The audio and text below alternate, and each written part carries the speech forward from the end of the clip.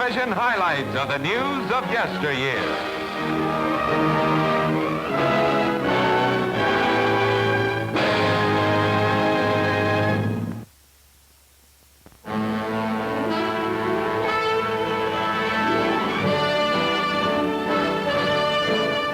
It's 1912, and in Washington, D.C., this member of United States Censor's office is busy with Pancho Villa incident. West Point graduate since 1903, his name is Douglas MacArthur. On military expedition to Veracruz, Mexico, he's Captain MacArthur. And among his associates is another young unknown to win fame during not too far distant wars, youth from Germany named Franz Von Papen.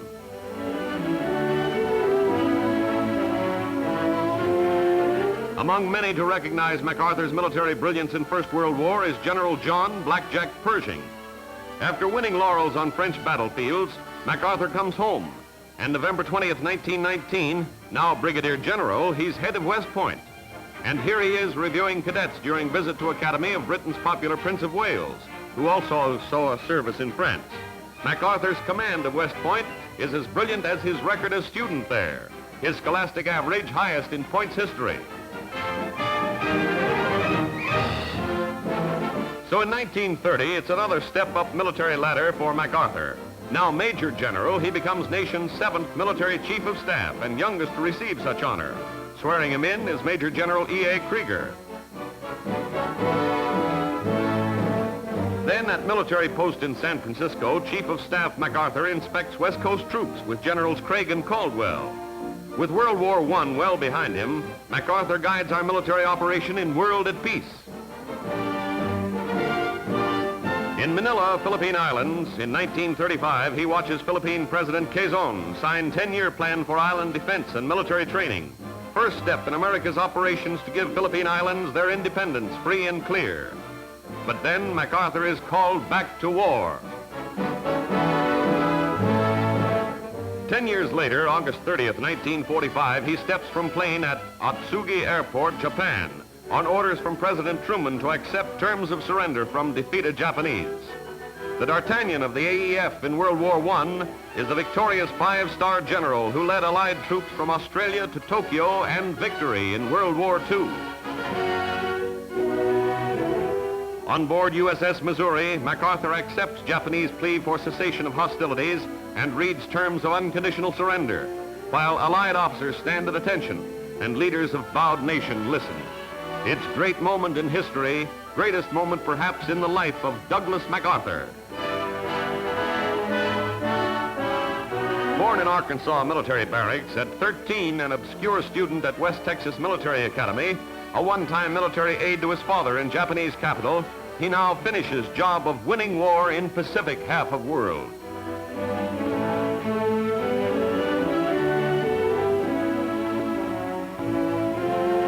But he does more than win the war. At his headquarters in Tokyo, he's military governor of the defeated Japanese, and as such is still fighting to win and keep the peace.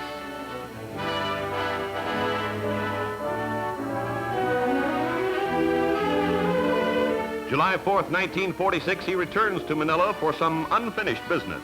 It's Independence Day in Philippine Islands. The Philippines are a free nation now, and thousands cheer General Douglas MacArthur, who for nearly 50 years has led the fight for freedom everywhere.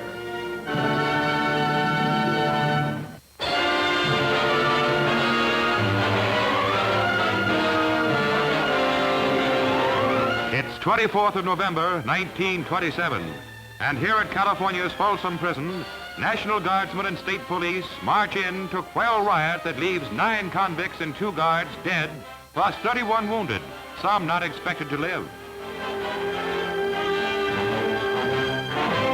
Warden Court Smith was prisoner in own office, but here he is free again after a day of horror.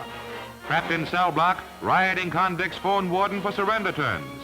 They were accepted quickly, and riot's now over, but guards are not prepared for further outbreaks.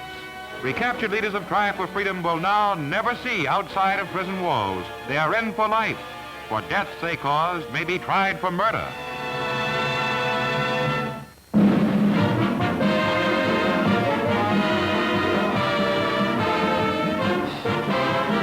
Here's boxing champion Edward Mickey Walker, no doubt in training for defense of his title. King of middleweights from 1926 till June 1931, Mickey won crown in 10-round decision over Tiger Flowers, retired unbeaten. Later won new laurels as painter. Mickey Walker, boxing great. Seated center, the Dolly Sisters. Famed dancing duo won early laurels under Ziegfeld in Follies of 1911. That's mother of sisters on left, Nora Bayes on right. Dolly Sisters made last appearance on American stage in 1924. In 1941, death broke up the act. Here's Hollywood Cowboy calling to Pal to come on out and play. Cowboy is Ken Maynard, and Pal is Tarzan. And here's how they thrilled their millions of fans.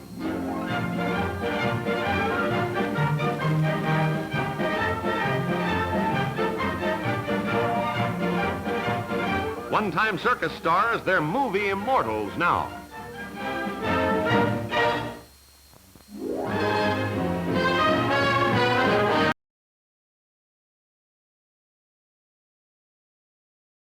Author of Dance. Here's the Duke of Dancedom, Arthur Murray, telling his pupils how to put a foot down and make it look good. Let's take a look at their lesson.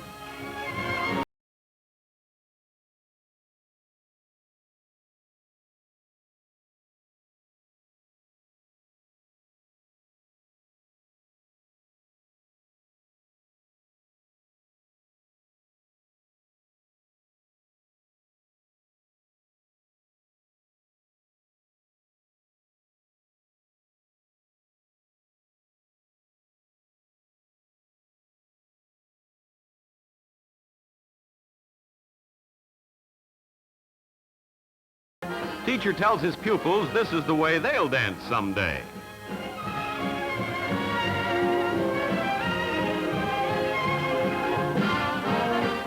Does that young fellow in the tuxedo look familiar to you?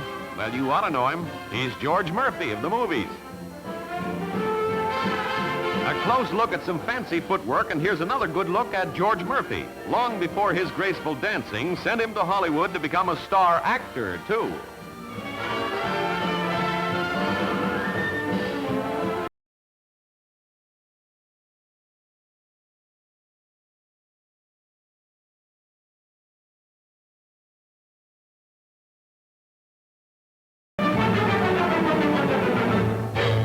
Londonderry Airmen. It's July 6, 1937, and waters of River Shannon, Foynes Island, receive Pan-American Clipper III. Initial flight from America is ended as pilot Captain Harold Gray and crew receive congratulations of Ireland's President De Valera. Two-way transatlantic air travel is now a reality as U.S.-bound British plane Caledonia out of Southampton wings over New York on completion of east-west flight. It's just test journey this time, but success of 2 flights gives promise of daily trips between New York and London before year is out. Port Washington is American terminus of new airline. Caledonia passed London-bound U.S. plane in mid-Atlantic, comes in for landing just as smooth as Clippers, too. Flight's over, but new kind of air travel begins.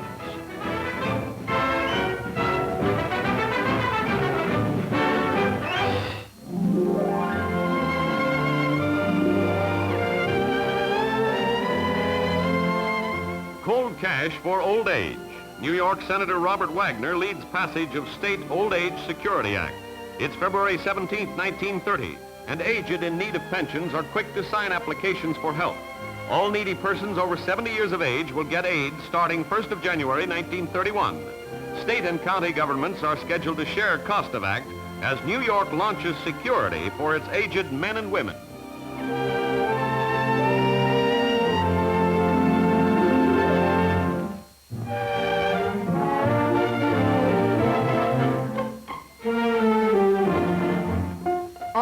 Up for flying. Travel by air has just ceased to be a novelty, so this costume of the times shows what the chic airlines passenger ought to wear.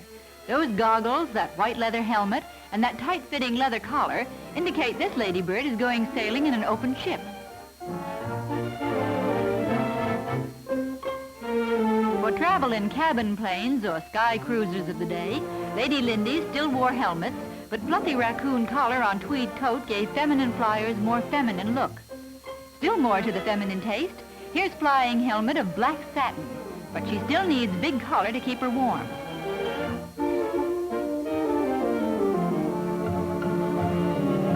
Those scarf-like collars come in mighty handy when it's windy up there.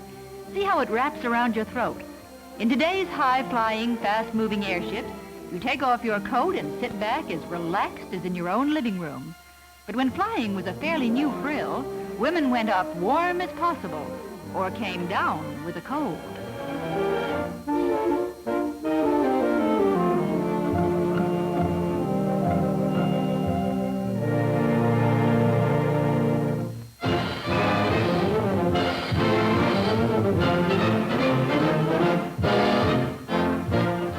What's the rush? Oh, it's running of steeplechase at Teal, England. Most of these contestants are old men now, and this race is probably one of the reasons why. Hardy British schoolboys think nothing of those hurdles, but they'll need plenty of methylate and Band-Aid tonight. Oh, blimey, there wasn't any such thing in those days.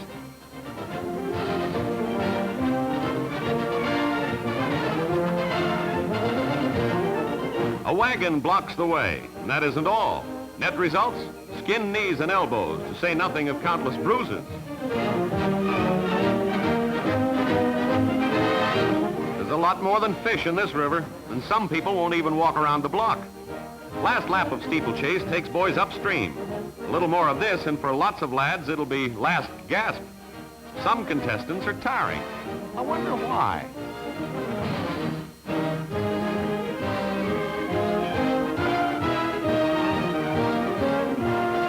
Here's race in slow motion. Or is this closing pace of every steeplechase? Well, thirsty lads can always stop for a drink of water. Here's winner staggering home. I bet he'll sleep well tonight.